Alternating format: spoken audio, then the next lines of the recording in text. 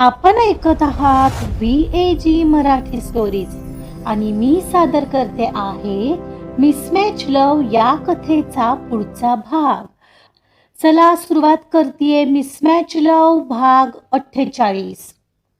कार्तिक त्याचा कॉल संपून रूम मध्ये शिरला. तो गार्गीला काही म्हणणार त्या आत तिला पाहून त्याचे शब्द ओठावरच थबकले. समोर गार्गी आरशासमोर उभी राहून स्वतःला फायनल टच देत होती. तिने स्वतः डिझाईन केलेला तो सुंदर इंडो वेस्टर्न ड्रेस घातला होता. गार्गीचं ते रूप, तिचे मोकळे सोडलेले केस आणि आरशात बघत डोळ्यात भरलेलं काजळ. कार्तिक तिच्याकडे मंत्रमुग्ध होऊन पाहत राहिलेला. दरवेळी ती तयार होत असताना त्याला नक्की काय होत असायचं हेच त्याला कळत नसायचं. त्याची शिस्त, त्याचा तो करारी बाणा जणू त्या क्षणी कुठेतरी विरून जात असायचा. आताही तो तिथेच खेळून राहिलेला, जणू कशाचंही भान उरलं नव्हतं. इतक्यात गार्गी एकवार आपलं सौंदर्य आरशात निहाळून वळली आणि तिने कार्तिककडे पाहिलं. झालंय माझं, निघायचं, ती सहजतेने म्हणाली. गार्गीच्या आवाजाने कार्तिक भानावर आला. तो थोडा गडबडला, जणू चोरी पकडली गेली असावी. हो चल. त्याने आपली नजर चोरली आणि घाईघाईत सोफ्यावरची बॅग उचलली. तो नजर न मिळवता तडक बाहेरच्या दिशेने चालू लागला. दोघंही बॅगा घेऊन खाली हॉलमध्ये आले. तिथं दादासाहेब, गायत्री, श्रीकांतराव, निधी आणि क्षितीही त्यांचीच वाट पाहत थांबले होते. बरं, निघतो आता आम्ही ग्रँडपा, कार्तिक म्हणाला. पाया पडते हा ग्रँडपा. गार्गीने पुढे होत दादासाहेबांचे पाय पकडले. हो, सदा सौभाग्यवती भव आणि लवकरच काहीतरी गोड न्यूज द्या, असं दादासाहेबांनी म्हणताच कार्तिक सोबत सर्वांचे चेहरे आश्चर्यचकित झाले. गार्गीलाही त्यांच्याकडून असं काही बोलण्याची अपेक्षाच नव्हती. तिने सरळ लाजेने खाली मान घातली. व्यवस्थित जा आणि गार्गीची काळजी घे रे, नाहीतर तिला एकटीला सोडून फिरत बसशील. अहो, फिरायला चाललोय का मी ग्रँडपा, कार्तिक शांतपणे म्हणाला. तरीही थोडा वेळ काढ तिच्यासाठी, मी सांगतोय म्हणून, ग्रँडपानी दरडावून सांगितलं. ठीक आहे मॉम डॅड, येतो. मॉम डॅड, पाया पडते, गार्गी म्हणाली आणि पुढे सरकली. काय करतेस गार्गी, सारखं पाया पडायची गरज आहे का?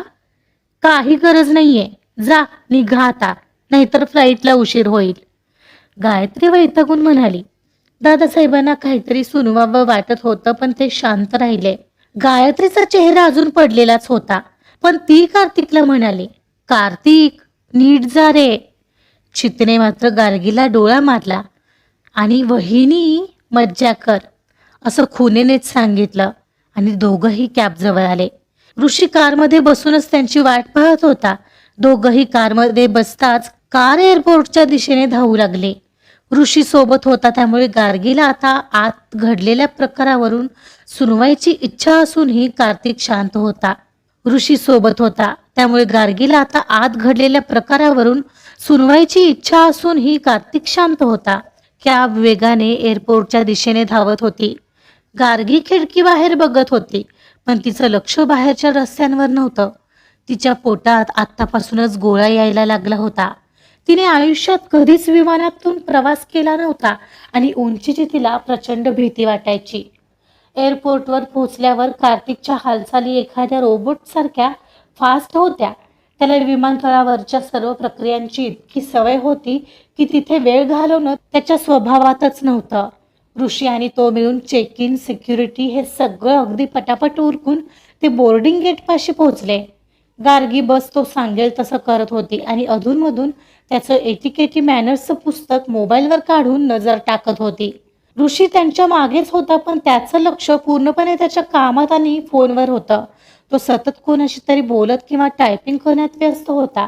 शिवाय ऋषीचं तिकीट इकॉनॉमी क्लासचं होतं आणि त्या दोघांचं बिझनेस क्लासचं. अखेर एअरपोर्टवरची सगळी धावपळ उरकून अखेर विमानात चढण्याची वेळ आली. विमानाचं ते भव्य रूप पाहून गार्गीच्या पोटात गोळा आला होता. तिचे पाय लटपट कापत होते. कार्तिकचं लक्ष तिच्याकडे जाऊ नये म्हणून ती धडपडत होती, पण कार्तिकची नजर तिच्या थरथराटावर आलीच. त्याने वळून तिच्याकडे पाहिलं. तेव्हा भीतीने तिला दरदरून घाम फुटला होता.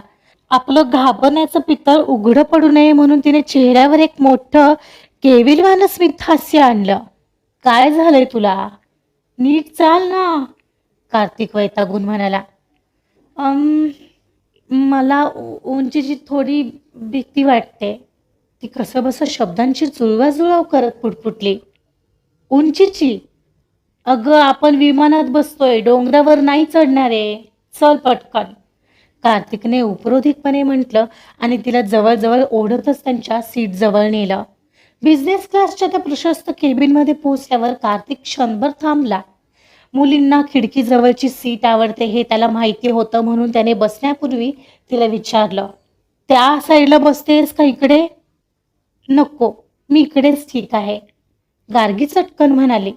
खिडकीतून बाहेर दिसणारं ते दृश्य पाहून तिची पाचावर धारण बसली होती. आयुष्य? कार्तिकने पुन्हा विचारलं. होय, बोलले ना एकदा, ती थोड्या चिडक्या स्वरात म्हणाली. तसा तो वैतागून मान हलवत स्वतः खिडकीजवळ जाऊन बसला आणि गार्गी त्याच्या शेजारच्या सीटवर स्थिरावली. काहीच वेळाने एक हवाई सुंदरी आली आणि प्रवाशांना तांत्रिक सूचना देऊ लागली. तिचे ते हातवारे पाहून गार्गीच्या पोटातला गोळा अधिकच मोठा झाला. कार्तिकला विमान प्रवासाचा इतका अनुभव होता, त्याला या परिस्थितीत कसं वागायचं हे माहिती होतं. गार्गीला त्याला 1000 प्रश्न विचारावे वाटत होते, पण त्याने पुन्हा मॅड म्हटलं तर? या भीतीने ती गप्प राहिली. तिने घट्ट डोळे मिटून सीट बेल्ट लावून घेतला आणि तो क्षण आला. विमानाने रनवेवर धावायला सुरुवात केली. टेक ऑफसाठी इंजिनचा आवाजाने विमानाचा वेग जसा वाढला तसं गार्गीचं हृदय छातीतून बाहेर येईल इतक्या जोरात धडधडायला लागलं. विमानांचा तो थरथराट अनुभवताना तिला वाटलं आता सगळं संपणार. कार्तिक अगदी शांतपणे काचेतून बाहेर दिसणाऱ्या छोट्या होणाऱ्या जगाकडे पाहत होता, पण अचानक विजेचा झटका बसावा तसा गार्गीचा एक हात जोरात कार्तिकच्या हातावर आला. तिने त्याचा हात इतक्या ताकदीने पकडला होता की कार्तिकचं लक्ष भरकन तिच्याकडे गेल्या वाचून राहिलंच नाही. गार्गीने भीतीने डोळे घट्ट मिटले होते. तिचे ओठ थरथरत काहीतरी पुटपुटत होते. Ram Ram Ram Ram Ram Ram Ram. Oh my God, oh my God.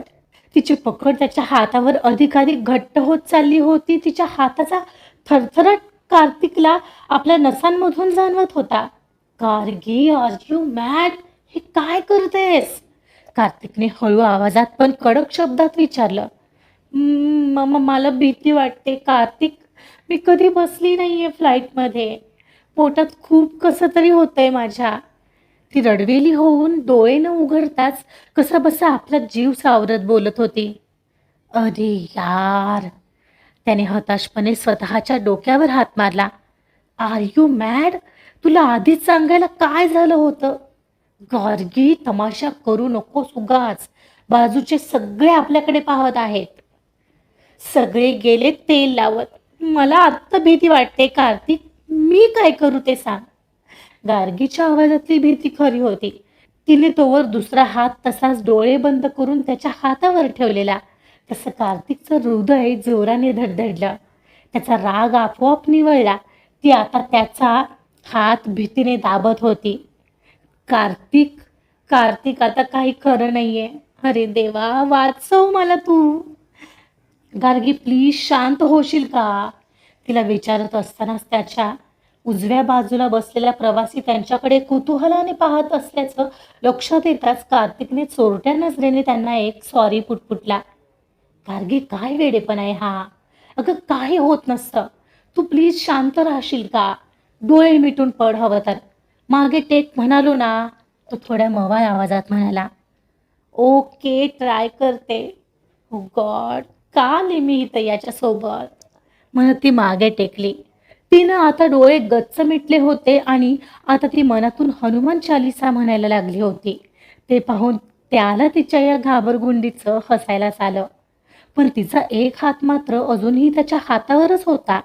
त्याच्या महागड्या शर्टाची बाही आणि हात तिने इतका घट्ट पकडला होता की तो हात तिथून कोणीच सोडू शकलं नसतं.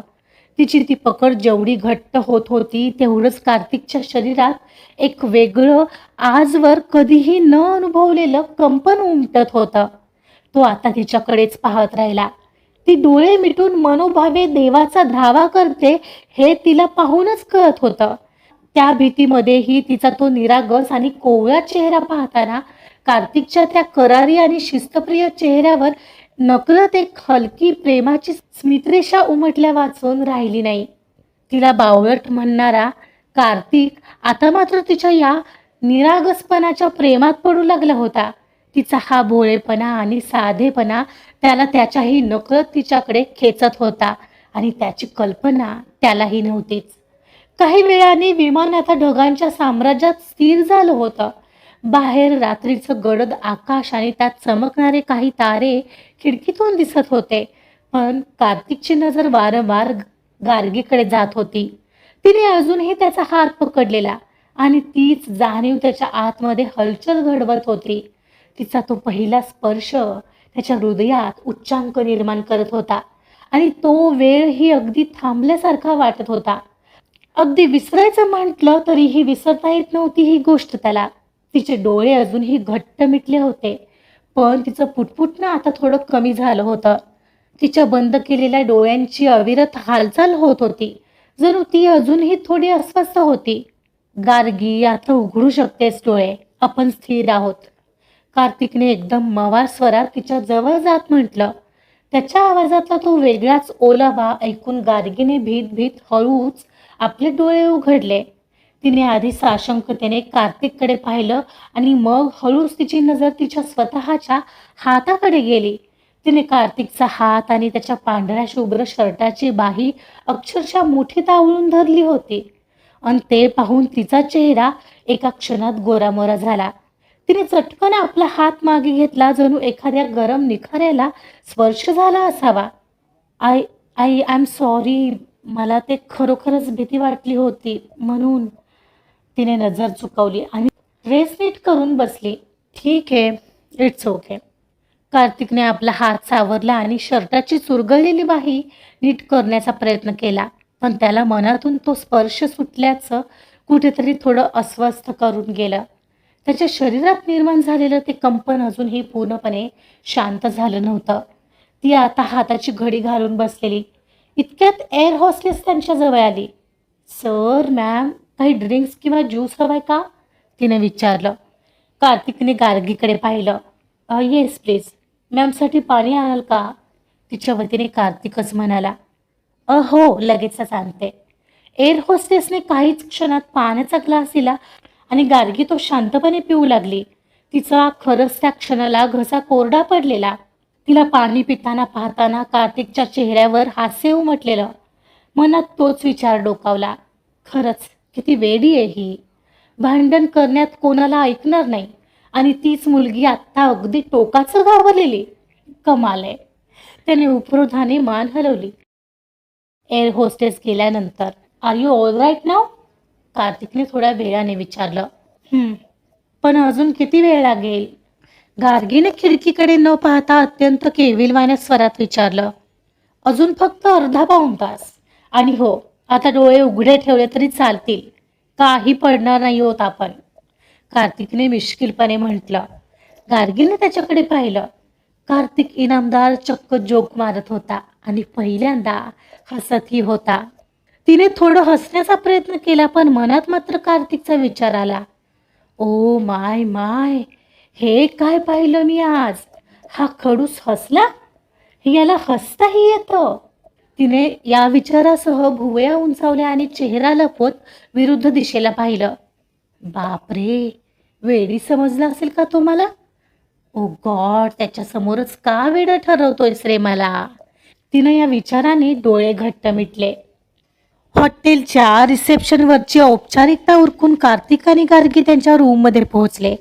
बेल बॉयने सामान ठेवून रूमचं कार्ड त्यांच्याकडे दिलं आणि तो निघून गेला. गार्गीने रूममध्ये पाऊल टाकताच इकडे तिकडे नजर फिरवली. रूम खरंच खूप आलिशान होती, पण कार्तिकची नजर मात्र रूमच्या मध्यभागी असलेल्या त्या एका भव्य किंग साईज बेडवर जाऊन खिळली. त्याने बॅग बाजूला ठेवली आणि साशंक नजरेने पूर्ण रूम पुन्हा एकदा तपासली. त्याची नजर सोफा दिसतोय का हे शोधत होती, पण तिथे आरामात बसण्यासाठी फक्त 2 खुर्च्या होत्या. कार्तिकचा चेहरा रागाने लाल झाला. त्याने खिशातून फोन काढला आणि तडक ऋषीला डायल केला. गार्गी बाजूलाच उभी होती.